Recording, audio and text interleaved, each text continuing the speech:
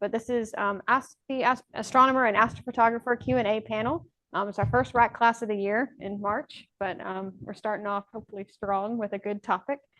We have a lot of questions in the anonymous question bowl. And so I'll give you guys a chance to introduce each of yourselves real quick. We can start with Naveen down at the end. And yeah. All right. Naveen Malik. I have been in the club for 5 or 6 years, mostly into astrophotography. I do a little bit of visual. So if there's basic questions about it, I might be able to help there. And Chris? I'm Chris Cole. I've been with the club since 2007. Started out with a DOP, found Saturn through it, and grabbed my camera, held it up to the lens, got a blurry picture of Saturn, thought about what else I could do. Thousands of dollars later, I am an astrophotographer mostly right now, but I still love doing outreach with people around Raleigh. And yeah, 2007, and who knows how long it'll go. So anyway, here you go. I'm Johnny Horn. I've been a sporadic member for 40 years or so, off and on, and I do astrophotography. I'm from near Fayetteville.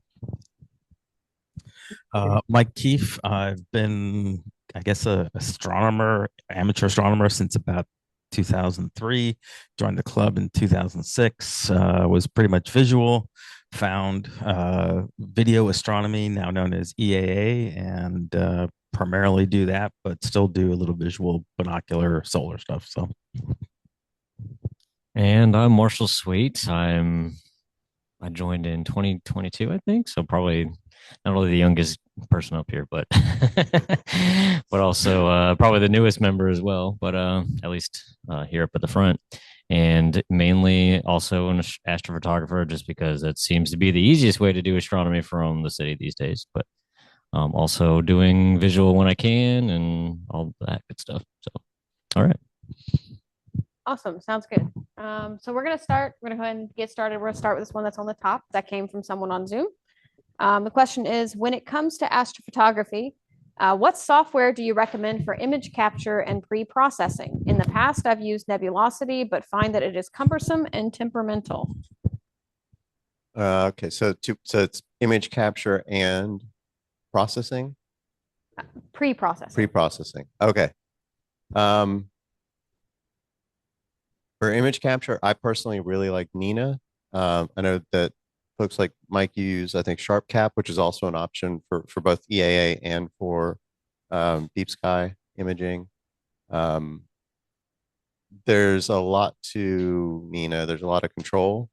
I've done a couple of workshops or classes that are posted on YouTube. If you kind of want to, dip your toes in to understand what it can do, that'd be really good. Start there. For the pre-processing, without spending money, my answer would be Cyril. Cyril is really strong in doing the integration of your images into a master. There's another option for free, a deep sky stacker, but it's long in its tooth. It's, I would say, not the greatest thing, unless it's been updated recently. I'm not sure.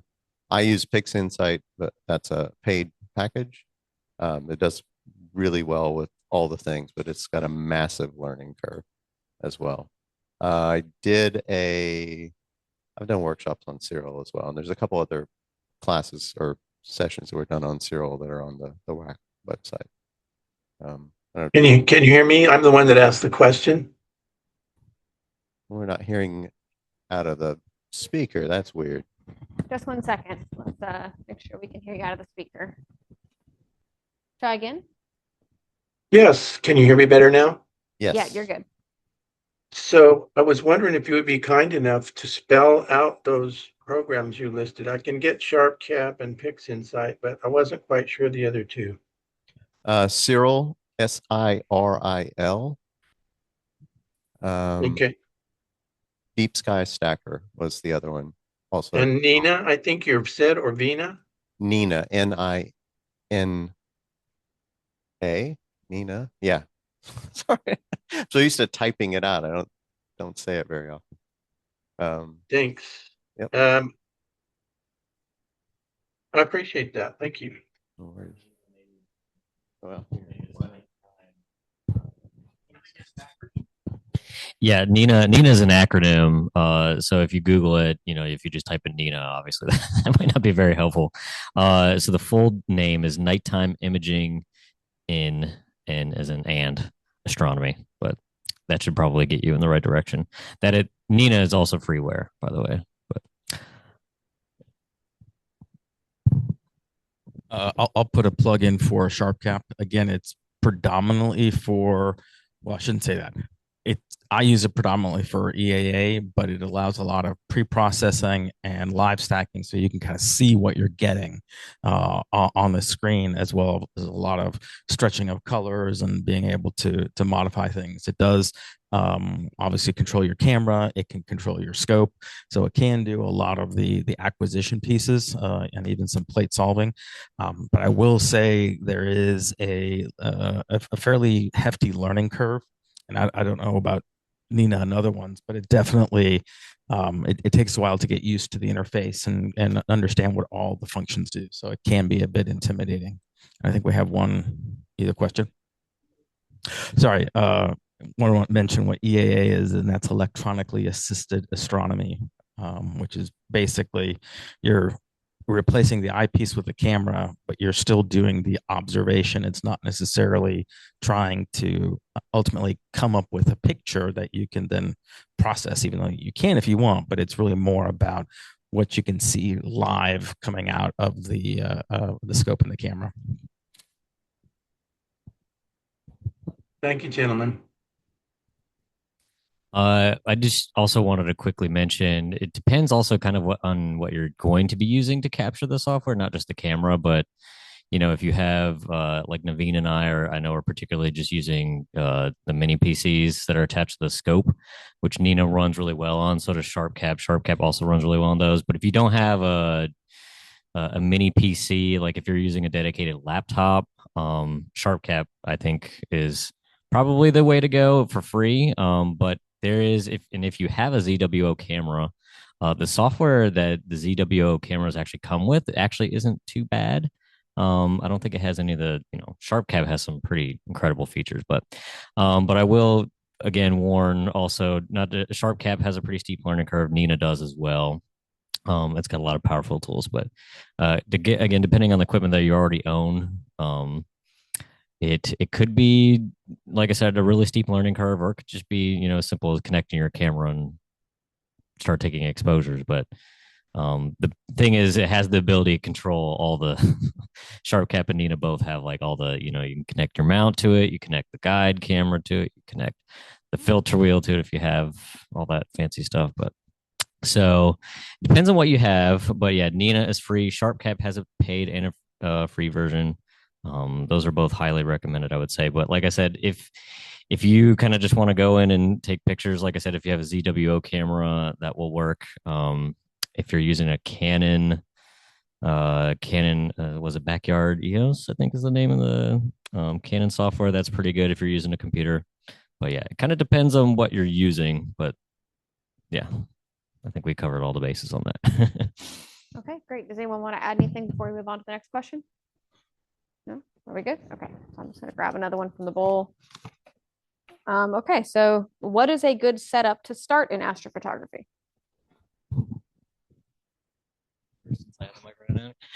Get a C-Star. Just or a dwarf, whatever. Just get whatever smart scope that's already got all, and then it runs from your phone out of the box, ready to go. Just do that. Don't spend money on filters and guide cameras, and you'll go crazy. Just get a smart scope. Next question. Oh, I think Blair wants to add something. Well, I didn't mean to join this, but I was actually going to say, in addition to that, I don't do astrophotography, obviously, but as far as getting a smart scope is concerned, I assume the dwarf can as well, but at least the C-Star can store all of the individual images raw. So you could probably start out with a smart scope and gather those images and start doing pre-processing and probably work your way into more astrophotography. Yeah, so the limitation, you can be you could do a lot with a smart scope. I really, you know, the all the money and the gear that goes into all the fancy astrophotography really doesn't add as much as you might think in terms of like your image quality. It's going to be things like integration time, the total amount of time spent on some of these objects, and yeah, your processing skills. So yeah, that's why, like I said, just get a smart scope, because then you can just go ahead and start doing all of those things without having to worry about the gear and the cables and oodles of money later, whatever. And a lot of people I've seen, will spend a lot of, big money on a rig, and you see a guy with a C star getting better results, so um yeah, like I said, just get a smart scope. Yeah, both all the most modern smart scopes, the Dwarf, the C star, they all have the capability of saving in raw, which is technically fits format for astro. And yeah, and then if you really want, then you can take that stuff into PixInsight. PixInsight even has a whole resources on just just working on smart scope astrophotography, that sort of thing. So yes.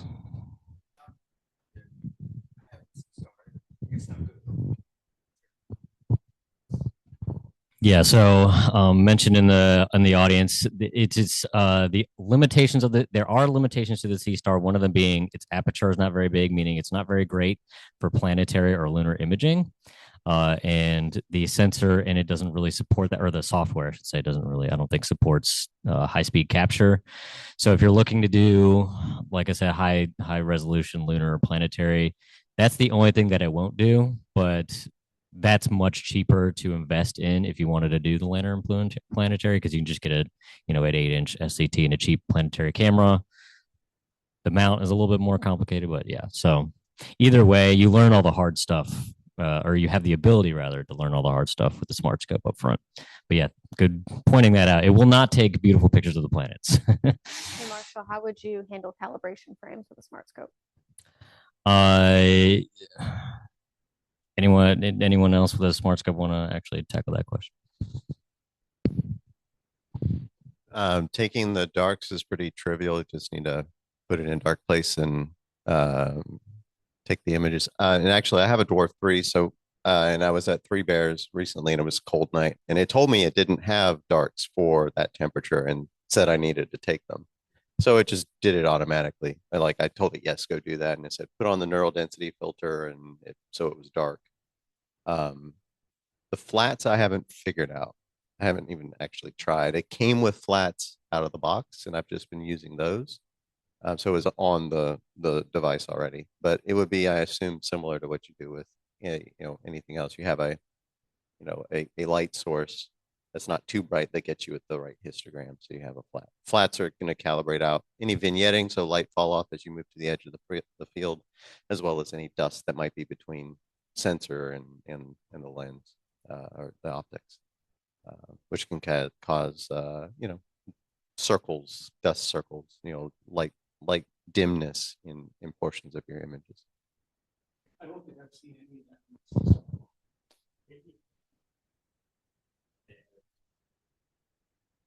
Yeah, so the comment was, haven't seen any dust in C star. Probably is one of those things because it's a closed system. When you see dust, the dust tends to be near the camera sensor. So, darks and flats, yeah. Well, I know the Dwarf came with darks already taken and flats taken. So, and it asked me to do more darks. So I'm like, okay, cool. Thought prompted me. But. Cool. Anybody else want to add? For the flats, that would be the trickiest part probably, because typically if you want to take flats, you just put something over the objective and it's evenly illuminated. You might, if you're actually considering taking flats with your smart scope, you could probably actually just take it into a room like this and point it at the ceiling. Assuming the ceiling does not have, we have windows in here, but there's a little bit of a gradient. But that would be my only guess as to flat frames. Yes, or sky flats. May I ask again to spell how you I heard you pronounce dwarf or dwarf. What's the name? How do you spell that scope? Correct. It's the Dwarf. Is it Dwarf Labs? Yeah. So DWARF. Thank you. It's a I Dwarf had it Mini. spelled wrong. Yeah, and you can just go to any astronomy distributor and look that up, and you'll see the options there too. Cool. All right. So let's move on to the next question. Where can I go to see what objects will be good to look at tonight? What resources can I use to plan an observing session?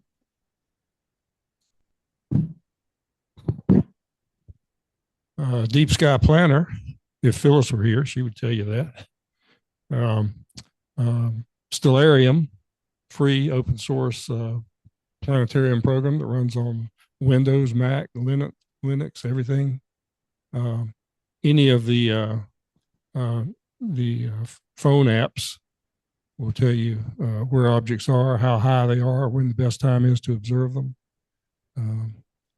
Really easy to find these days with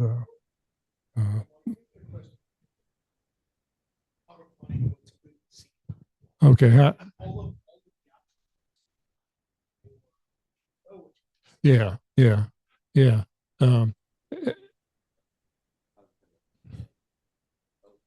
Yeah, that's a good one. Mm-hmm. Telescopius, yes. And the Sky Live is another good one for transient objects like that's a website also, like comets. And as far as very high profile objects that are in the sky, any of these can land you on Jupiter or Saturn or Venus or bright comets that are in the evening sky right now. You can they'll be in that database and they'll nail it for you. I'll put a plug in for a slightly more manual solution, and that is obviously learn the constellations. And just using a plain old planisphere, which is basically it's a depiction of the night sky, the entire night sky that's visible at around your latitudes. Make sure you get one that's for your latitude range, and then there's basically like a transparent window that shows just what's available in a particular night or at a time. So you can basically line up the date and the times. And it'll kind of show you the entire sky. So that gives you a sense of what the constellations are that will be visible at a certain point in time. And in conjunction with that, there's a wonderful book called Objects in the Heavens.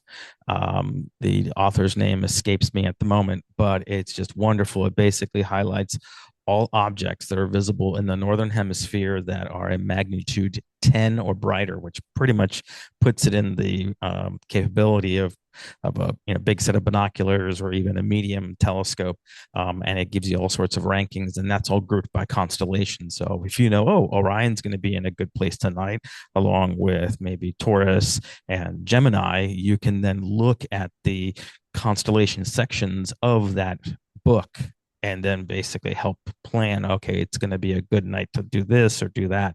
But it'll give you a listing of all the really cool objects you can see in that constellation. Yeah, I was about to mention Stellarium. Yeah, go for it. The other one would be Stellarium. I think this one is hugely popular these days. You can get it on your PC or your phone. There's a paid version on the phone, which gives you a lot more stuff, but I just use a free version, and I've never run out of objects, but I'm not as good as Jim. But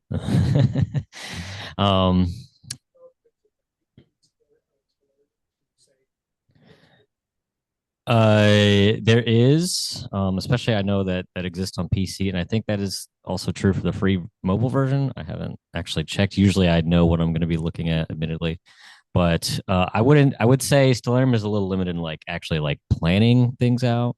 But you can also just get a sense of what's going to be up at a certain time. It's fairly simple. Like I said, free on PC. Again, there's a free and paid version on mobile. Yeah.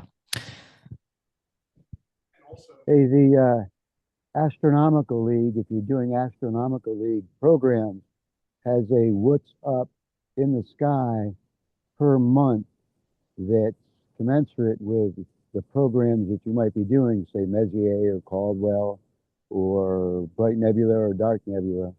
But so there's a what's up section from them. Did you catch that? Oh, was that Dean? Yeah. I could barely hear him. What did he ask a question or? I was talking about the what's up section from the Astronomical League. Yeah, you can just then just go to the Astronomical League website. Look at what's up. And on that note, in most softwares, if you're using something on your phone or again on the PC, they will have the catalogs. You can like check. You can. There's usually like a window or a checkbox that allows you to check to show where all the Caldwell objects are or all the Messier objects are or whatever. So As far as apps are concerned, I know at least the C star even has the thing on what's up. and the C Star has that built in, as does I'm sure the Dwarf does that too.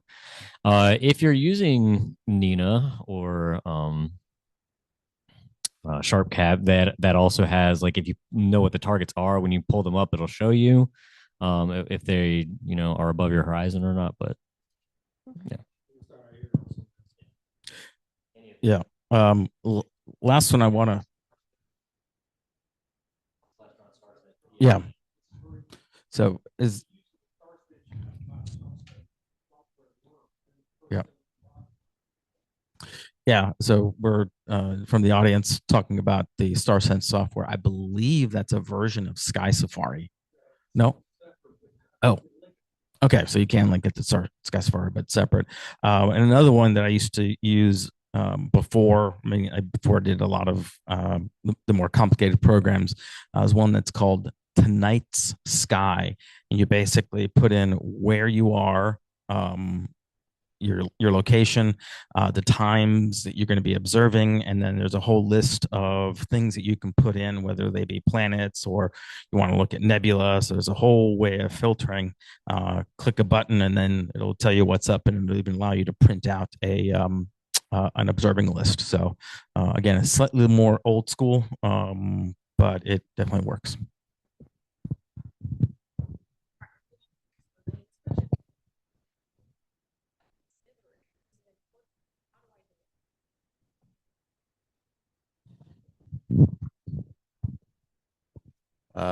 For deep sky imaging, dithering is where you will have your mount slew slightly off of where it was tracking periodically so that you can calibrate out hot and cold pixels more easily. So a hot pixel will be a pixel on your sensor where it just registers high, brighter all the time. Cold pixels, the inverse, where it just doesn't register data at all. And if you leave your camera on a field and don't move it, the stacking software see those as real data because the algorithms are looking for differences between the frames after you do image registration, where you've lined up all the stars and they all, are consistently aligned. So if you dither, you move your camera slightly, it moves those hot pixels relative to these stars, and then the integration software will reject those hot and cold pixels more easily. It's not perfect. There's other techniques for helping to mitigate that kind of problem. But is it important for deep sky? Yeah. For EAA, probably not. Right? You don't care. I think what we were talking earlier, Mike, is like 10 minutes total time on a target. You're not going to really notice. I sometimes spend a lot of time. My record's 110 hours. So. All right. What are your favorite hidden gem objects for visual observation or imaging?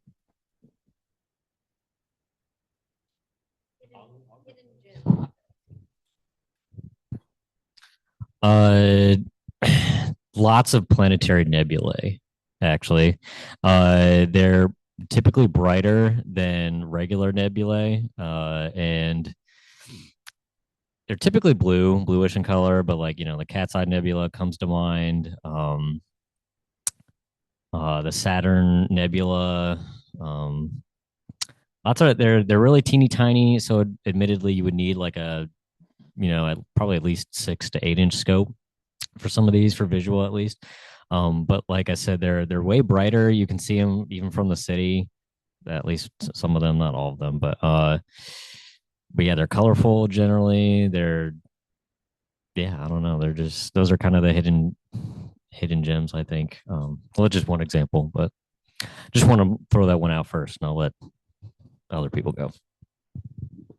I'd say, believe it or not, something called or hunting down quasars, which when you actually visually look at them, or even I would assume take an image of it, you're just going to see a tiny little dot, but it's what that dot represents that's actually the cool part of it. So these are basically the the active centers of supermassive black holes and center galaxies, billions and billions of light years away, that just over time as it's that light has left that galaxy, it was in a very kind of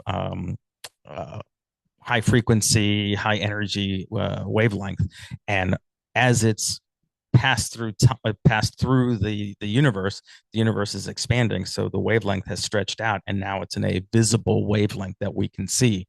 So it might look like just a really dim star, but knowing that it's traveled, I think the furthest one I've been able to get is 8.8 billion years old.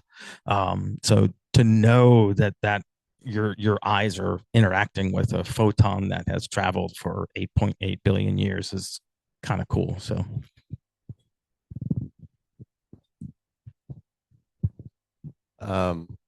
there's two I'll mention. I can't remember exactly the second one. Caroline's Rose, which is off of Cassiopeia. And I'm looking at Jim because Jim turned me on to this one at SRSP a couple years ago.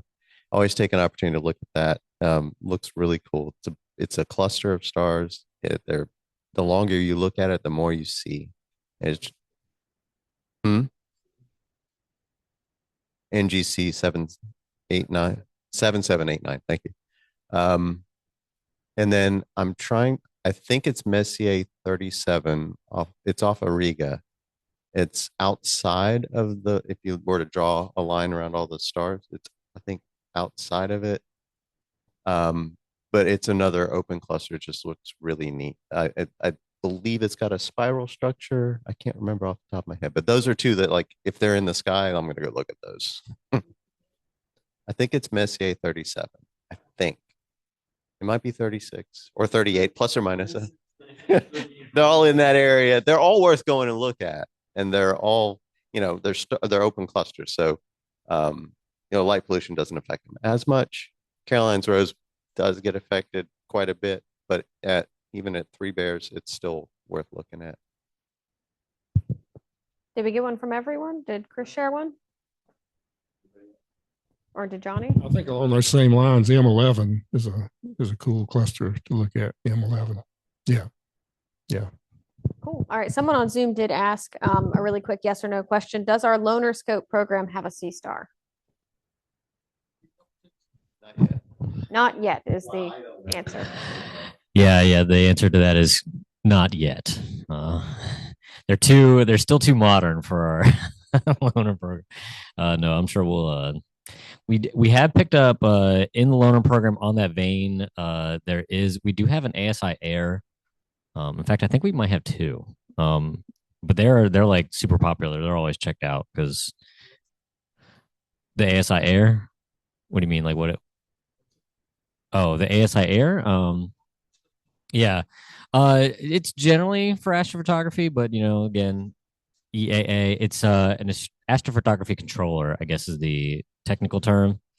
Yeah, so it's a Raspberry Pi. It's equivalent to the mini PC, but it only has the ZWO software.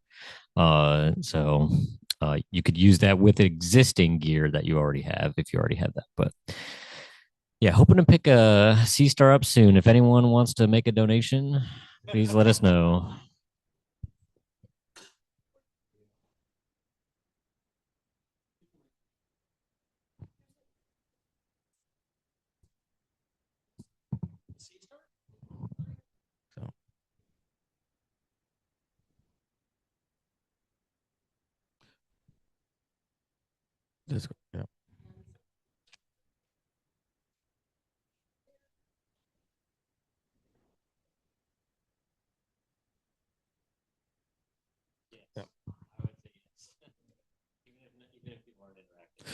Yeah. So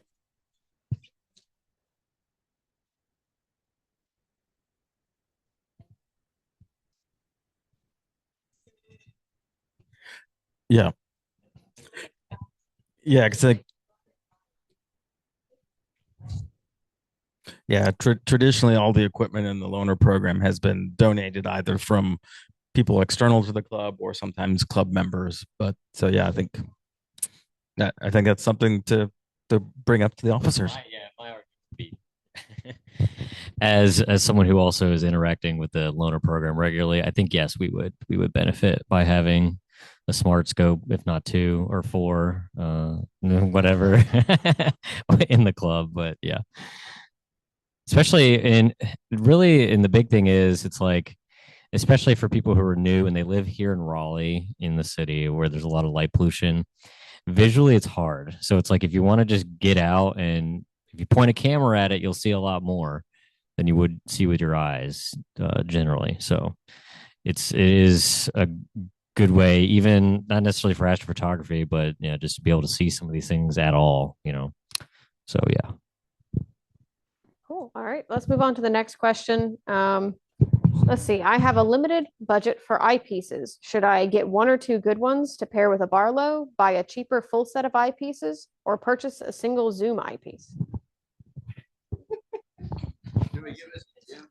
Probably should give it to Jim, but I would nix the zoom eyepiece right away. But yeah, okay. Well, come on up, Jim. Come on up, Jim. Okay, I'm going to get back here. The zoom eyepiece thing, Jim Presley, a 40-year member of the club, I think.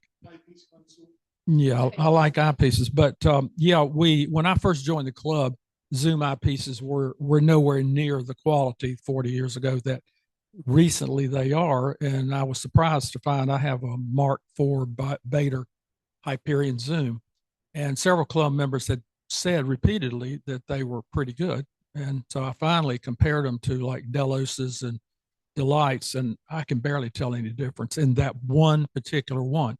So for public observing, I usually just take that because you can go from like a 24 millimeter and zoom into an 8. And when you're looking at the moon, you can see the whole moon and craters with one eyepiece, and you don't have to keep swapping.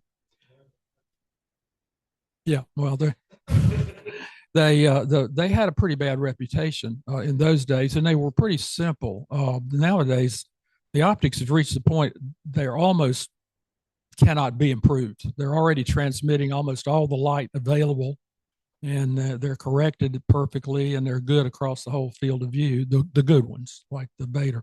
So yeah, it's tricky, but I would buy a good quality eyepiece or two rather than a whole set of cheap ones, because if you stay in the hobby visually, you'll want better eyepieces. You may buy different scopes or get larger scopes if you have aperture fever like most of us do. But your eyepieces, if you have good ones, just stay with you. And 3 or 4 really good ones, maybe only 3 would be all you would need. You don't need these little sets. They're okay. They're sharp, but you'll want something better. So if you can afford it, buy a couple of good ones to start with. What would you consider good ones? What would you consider good ones? Well, there are a lot. Teleview is usually the apex, and they cost more, and they last forever. And if you decide you want to get out of the hobby, they sell at a price that's commensurate with what you paid, so you can get out. If you buy really cheap eyepieces, you donate them to the club, I guess, when you're done. So good ones. So Teleview and Explore Scientific. If you want some high end, these are tricky Brandon eyepieces. I like. They're very sharp, but they're narrow field, so they're different. If you're looking at small objects and you want contrast, they would be the choice. But just general observing, I would try with the Teleview Hyperion, very good eyepieces, so at a good price. So there's a huge range, but all of them deliver pretty good images now. There really aren't too many bad choices you can make. All right. So the next question is, what is averted vision and how can I use it?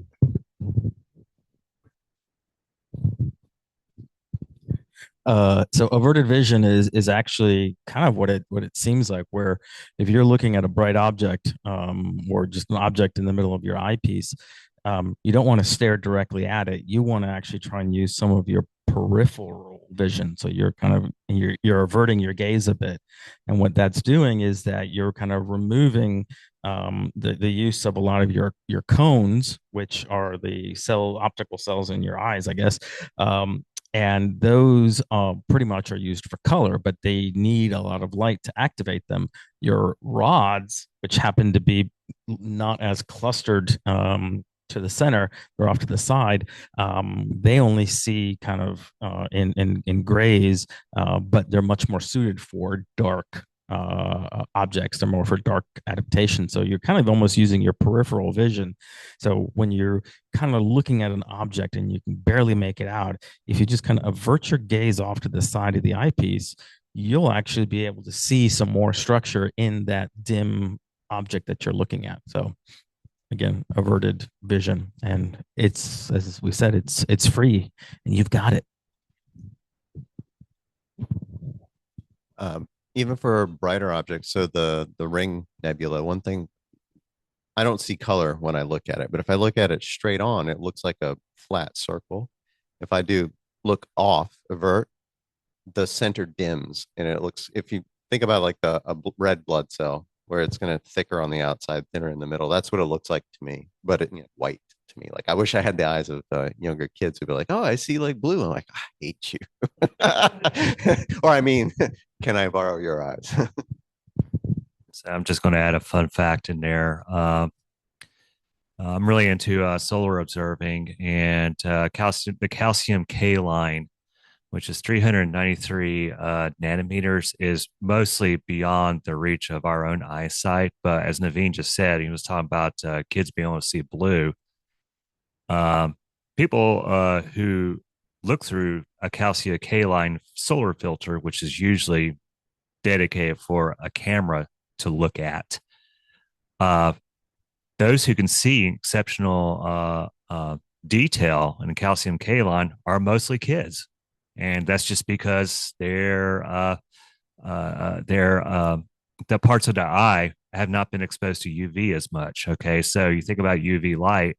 If you leave something out in the sun that has like dyes in it, like an old Amazon box, you'll notice that the blue tape will have faded or whatever. Well, believe it or not, throughout your whole life, that's what's happening to your eye. So that's why you tend to lose a little bit of your color vision, especially at shorter frequencies like 393 nanometers.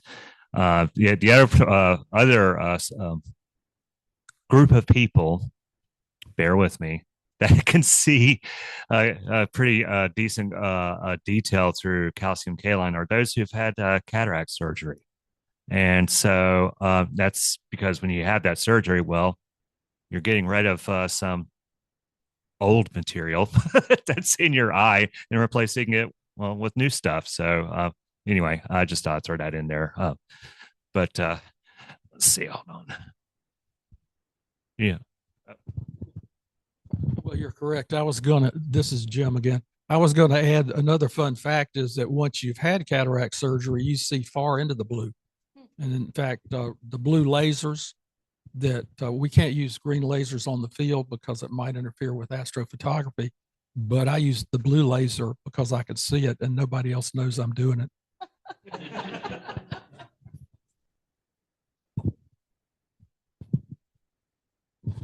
So I wanted to point out one object that Blair mentioned, and that's the blinking planetary, which is, again, it's really strange. You get it centered and you look straight at it and it goes away. You basically kind of avert your gaze and there it is. So yeah, that's just, I think a perfect opportunity to practice averted vision and see that. Do you have the catalog number for the blinking planetary? Okay, but so yeah, you can look that up, and it's called a blinking planetary. Mm-hmm. But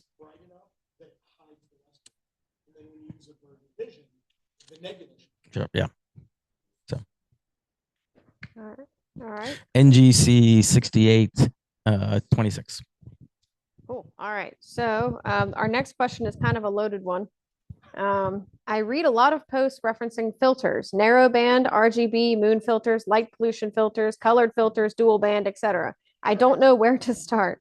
What do I need to know? It's non-specific. Okay. Well, one thing I want to throw out there, I was a little bit rash of grabbing the mic to answer this question because no, this is something I feel like it is important because this came up twice during some indoor meetings that we had about solar observing. Okay, so everybody's probably heard of hydrogen alpha filters. Well, they do make hydrogen alpha filters that are dedicated to solar observing, but they have another component added into it called a blocking filter. And the reason why that is a hydrogen alpha telescope. It's letting in all that sunlight and but it's blocking out blocking out everything except for the hydrogen alpha line. But that blocking filter that's in there, if that weren't there and you were to look through the solar scope, you would still burn your eyeballs out. Okay. So the reason why I'm putting that up, if you are looking online and say, well, here's a hydrogen alpha filter I can use for deep sky imaging or whatever, maybe I can use it for solar imaging. You put it into a telescope and then you stick your camera or your eye on it, you'll burn out your eyeball and you'll lose $1,000 camera. Okay. Without that blocking filter. So do what? What'd you say?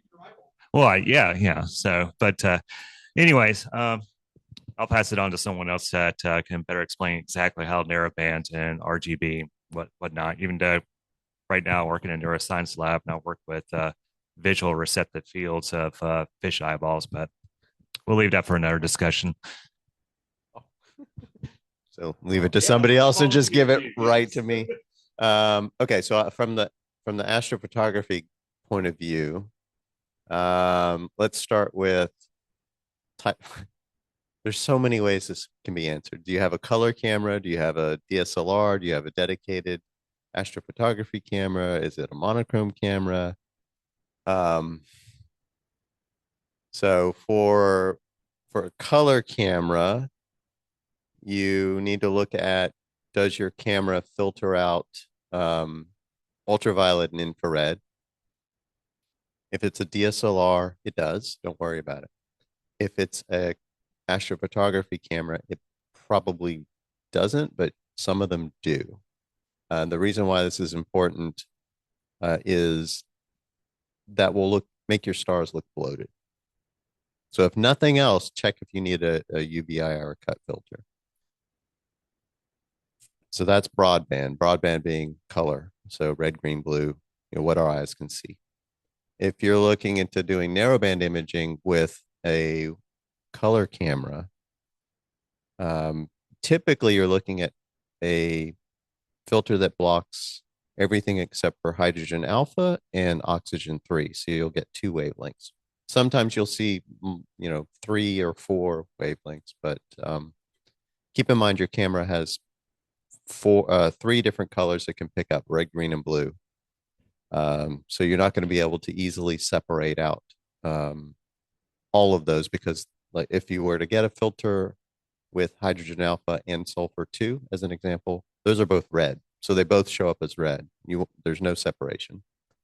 So my recommendation would be hydrogen alpha and oxygen 3, because hydrogen alpha will show red, oxygen 3 will be green and blue. So you could separate them out and do some interesting work with, false color images. Monochrome is a whole different ball of wax. You've got a filter for every color you care about, every wavelength you care about. Typically, that's going to be a luminance filter, which is your ultraviolet infrared blocking filter. You'll have a filter for red, green, and blue. And then probably 3 narrowband filters, one for hydrogen alpha, oxygen 3, and sulfur 2. There's other ones out there depending on if you're doing planetary at specific wavelengths. And I don't know anything about those. So you want to take that one? Okay. Visually, I have no idea, other than probably oxygen 3 would be the only one for the contrast you can get, right? Or UHC, ultra high contrast. Yeah. I think the kits where you like see like a bunch of different colored filters in a set, just probably skip those. All right, I'll pass it down the line. Yeah, I'll definitely echo on the visual side. Most of those color filters, unless you've got at least an 8-inch telescope, they're going to be blocking more light than doing any good. There are times where when you're looking at planets, that depending upon what color filter you put on there, you might be able to kind of highlight a feature. Let's say you want to maybe try and focus in on basically the polar caps on Mars. You can use a different filter for that, but it's very highly specialized. What are the conditions? So I'd say for the most part, those are going to be sitting gathering dust in your eyepiece case. Absolutely go with things that are going to help visually in terms of it's called the ultra high contrast or UHC filter. Company by the name of Lumicon used to make a really, really good one. Yeah, I think they did. You can still find them on the used market.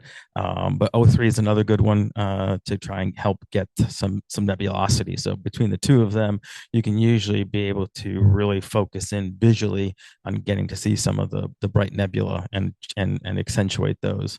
From an EAA standpoint, you really don't use a lot of filters. The only thing I'll usually use is something to obviously all my cameras are sensitive to ultraviolet and the infrared, so I use an IR cut filter. But I also use some light pollution, especially ones that are for more astrophotography. But I can't remember if it's the L Enhance or the L Pro or what. I think it's the L Enhance, but it helps in the when you're in the city, it actually helps kind of make galaxies pop a little bit more. You're cutting down a little bit from the background glow, but for the most part in the EA, you just use the IR cut and the UV blocking. All right. So to add to Naveen's answer, if you're using a color camera, there's the L Extreme, I believe, is the H alpha and the O3 band, and I think the other one is the L Synergy. Is the other one that you might want to do because that's O3 and S2, which then using the combination of both of those filters, if you're imaging with a color camera, then you could combine both of those into something like the Hubble palette, which would typically require a monochrome camera. But back to the planetary question, if you have a monochrome camera for planetary, this is where things get weird because planets emit or reflect a lot of light.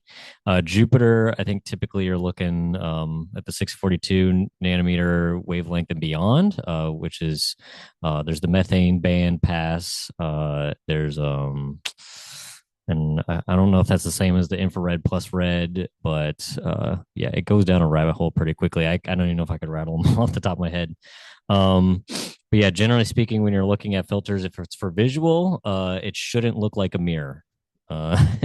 If it's for astrophotography, it should look like a mirror. And like Chris said, even if it looks like a mirror, do not point it at the sun unless it's specifically specified for that, because yes, it will either ruin a camera or potentially your eyeballs. So yeah. All right. So I'll going keep it back at to that. Chris, we have a little bit of an extension question on what he was saying earlier. Sure. And so do you have to buy a solar telescope to see solar prominences? And then this one was kind of answered, but is there an H alpha eyepiece or filter that you can use on a regular telescope? If you have a mylar blocking filter, will that work with an H alpha eyepiece? Ooh, anyone want to go first on that one? So yeah, I'd say there's lots of things that you can do depending upon the aperture of your scope. So there are things like Herschel wedges, and I can't remember, Lunt, I think it was Lunt made something to put on the back. Or yeah, so you could use a refractor type telescope, and you could get some of the details that you would normally not be able to, but that does have a limitation on the size of the scope. I think they want you to keep it under 100 millimeters or something like that, in terms of the aperture. As far as a pretty much kind of like a Mylar filter and an H alpha. That's still not. I don't think that's gonna to work. There's a lot more that's involved in a solar telescope than just the actual band pass. I know there's a lot of internal tuning that happens to get things to get them. Yeah.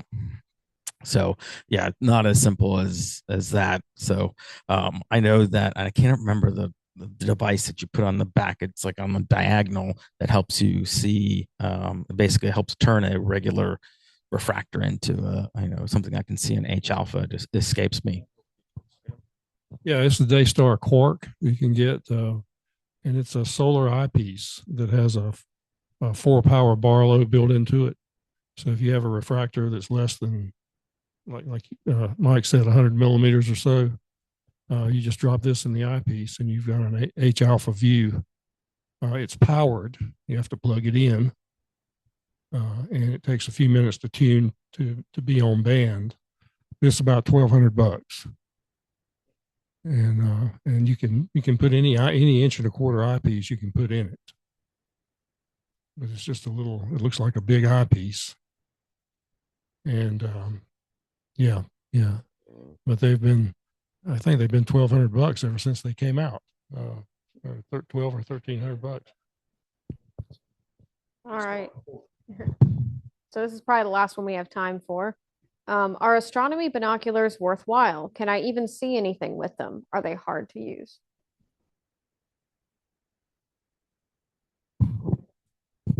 Well, I'd say there's nothing, there's no astronomy binoculars. There's just binoculars. And the answer is yes, they're useful. They're great. I have one in my kit I take everywhere I go. Can you see anything? Absolutely. If you're trying to find something and it's kind of bright, but you can't find it through your eyepiece, maybe good to pull out something really wide field like binoculars. I remember starting out trying to find Andromeda. Like I know where it should be, but I just couldn't get it in the eyepiece with my 8-inch knob. So I pulled out the binoculars, like boom, there it was. Like didn't even have to look. It was clearly there. And that really helped me find it very quickly in the scope. So definitely a useful tool. If you have a pair of binoculars, even if it's like kid binoculars, go out and look at the sword of Orion constellation, and the middle one is actually that's a star cluster, but around it you'll see the nebulosity of the Great Orion Nebula. It is super bright, so it makes it easy to see. You can absolutely see it in a pair of binoculars. Pleiades is really good. Any of the large star clusters are really good, because yeah, there's a lot of stuff you can see for sure. I'll kind of echo what Naveen said. One of the probably most memorable visual experiences I ever had was using a set of binoculars. What I mean by what Naveen said is that a set of binoculars, they'll fit in your trunk. Just leave them there. As long as they're not super pricey or whatever. But yeah, I mean, I have just a pair of Nikon 50 millimeter. They look like your classical World War II type of binoculars, but they're made of plastics that are much lighter. But as far as the experience I had, I was my best friend and I, we went on to this little trip I do every once in a while. I say every once in a while. It's been like probably more than 10 years since I've done it, where we'll just do a day trip out to the Outer Banks and just go and see all the the usual sites out Jockey's Ridge, not Wrightsville, excuse me, the Wright Brothers Memorial, the Cape Hatteras Lighthouse, and then usually what we'll do is we'll go have dinner at Ocracoke Island, and we would catch the last ferry out to go back to the mainland. And if it is clear on that last ferry out going from Ocracoke Island to, I think it's Cedar Island is where it goes to, where that route one. route goes to. If it's clear out, you're going to see them. And I usually do this during the summer. The Milky Way is going to be just, for lack of a better term, clear as day. so, so it's going to be right there in front of you, and they have an upper deck on these ferries usually. And I just grabbed a pair of binoculars and went up there, and I saw way more than I had ever seen visually through my telescope. Granted, they were smaller, but I mean, it was undeniable of the objects you were seeing. And if you've gotten used to looking at the Milky Way through a telescope, you can pretty much find these objects, especially if you're a DOB user, just by pointing it in a general area of what you want to look at. What I'm getting at is that a very well known nebula that's in the Milky Way, close to the Milky Way core during the summertime here in North Carolina. It's called the Lagoon Nebula. When I was on top of that ferry, I could see it with my own eyes. I didn't really need, I mean, yeah, it was just a tiny fuzzy knot, but it was, like I kept going back to the word undeniable. It was not a star. It was just this puff that was right there. And looked at it through binoculars. It was fantastic. So if you get a pair of binoculars, of course, the bigger round they are, aperture, I mean, the better. But just leave them in the trunk of your car, and because you never happen to know if you're going to be out at a very dark place and there's the sky above you, and you're like, I wish I had my astrophotography gear here, but the next best thing I have my binoculars in my trunk. So, yeah. Do what? Would you? Okay, power versus shakiness. Okay, was a question in the audience. Okay, I'm going to do my best to interpret that. So, as far as like, well, it's just like anything through a telescope, especially one that's not on that stable of a mount. The higher your power, as in the magnification that well, just how much you're magnifying the object, whether it be from 50x all the way up to say like 250. That's pretty much where I max out.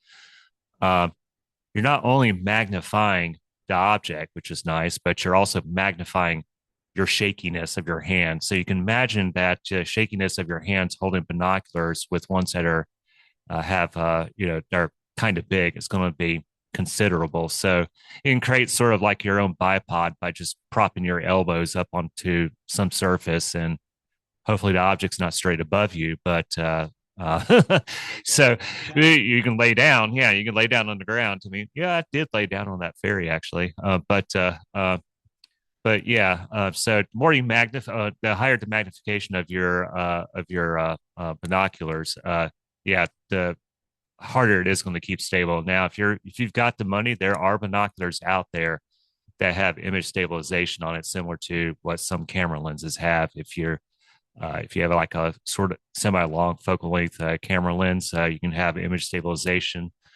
enabled on it. That way, that shakiness that I'm describing will allow you to get to nice and clear pictures. They do have that feature integrated into some binoculars as well. So, anyways, there you go. Is that good enough for you? Okay.